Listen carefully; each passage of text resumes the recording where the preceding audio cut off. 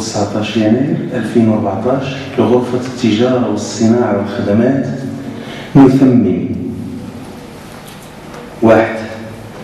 الاحتفاء بديوان الزجل المغربي خدمة للمواطنة في الداعية والتنوير الثقافي. 2.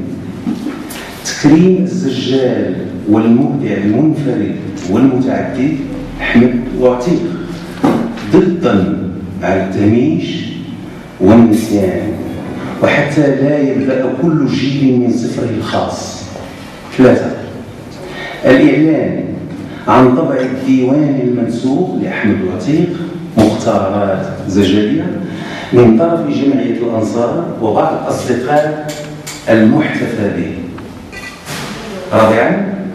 نثمن كل الداعمين والشركاء: وزارة الثقافة، المبادرة الوطنية للتنمية البشرية، مجلس جهة مكناس تفيلات، المجلس الإقليمي، المجلس البلدي، منشورات دهية في بركان، مندوبية الشباب والرياضة والشبيبة والرياضة، غرفة التجارة والصناعة والخدمات.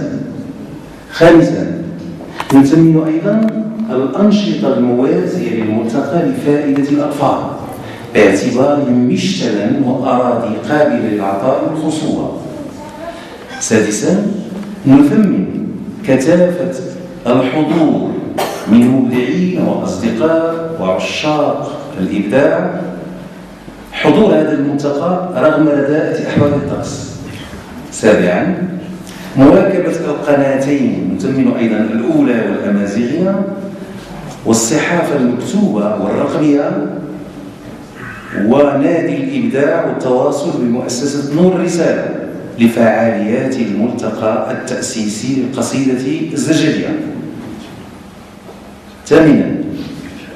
نثمن أيضا أن تحمل الدورة القادمة إن شاء الله اسما وطنيا بصيغة المؤنث وهو المرحومة فاطمة شبشب. وختاما نناشد الجماعة الحضرية بخنيفة تتويج دعمها بعقد شراكة مع جمعية الأنصار للثقافة إسوة بباقي الشركاء خدمة للفعل الثقافي محليا وجهويا ووطنيا.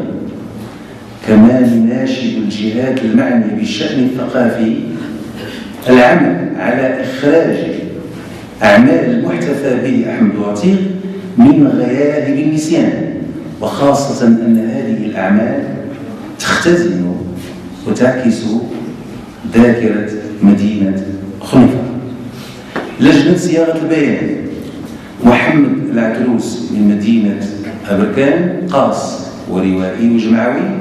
حبيب الزوقي، قاصة وشاعرة ومترجمة. وعبد الله المنتقي كاتب ولا كتاتب؟